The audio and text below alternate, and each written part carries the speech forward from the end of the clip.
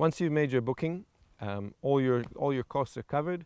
We meet you at the international airport in Nairobi, and somebody will transfer you from that airport either to your hotel or straight to the regional airport, at which point you'll meet your flight to bring you here to the Mara. Again, your transfer from the airstrip here in the Mara to the camp is all included. And you'll get here and all of your game drives, your accommodation, your food and your drinks are all included in the cost. The only thing extra might be if you were to go and visit the Masai village for a bit of a cultural experience. It's a very authentic cultural experience with no commercial value to it. You would have to pay an extra $20 per adult to get in.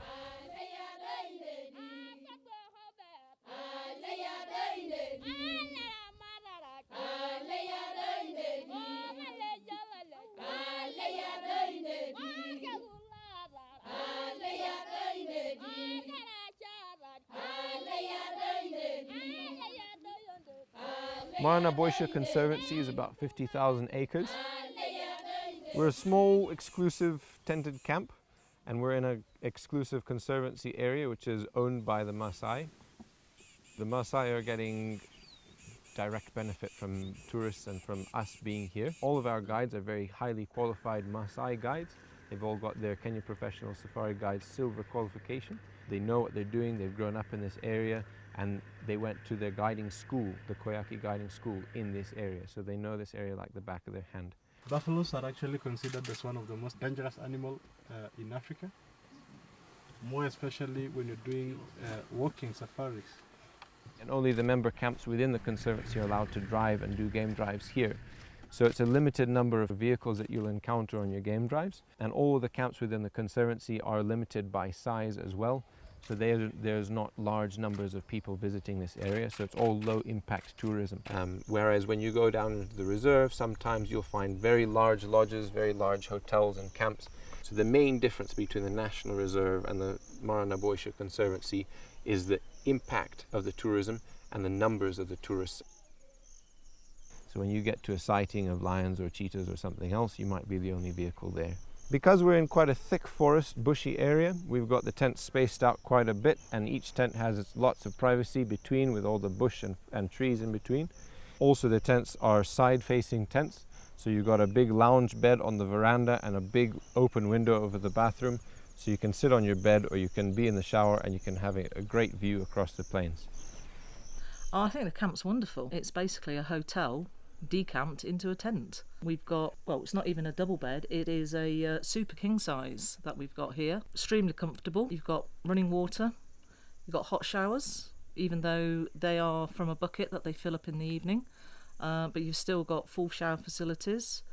Sit down toilet, always useful, no squatting. Facilities that they've laid on is everything you'd have in a hotel. They even come down, put your bed down in the evening, and because it can get quite cold, you'll find a nice hot water bottle to keep your feet a bit toasty. In keeping with our eco-friendly ethos and trying to keep our impact to a minimum, here at the back of the camp, this is the store here, and above the store we've got solar panels, and 100% of the power within the camp, that's the lights and the tents, as well as an area for you to charge your cameras and your batteries and your laptops.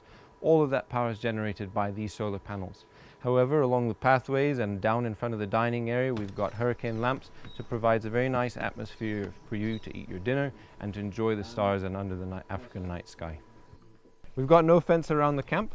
We feel that because we were not the first ones here and the animals were, that we don't really have the right to keep them out. During the day, we're perfectly safe and the animals don't come into the camp. But in the evenings, we've got night guards who patrol the camp, and one of their jobs is to escort the guests from the vehicle to the tent, back again down to the dining tent once it's dark with a bright torch, and then back again in the evening after dinner back to their tents to go to sleep.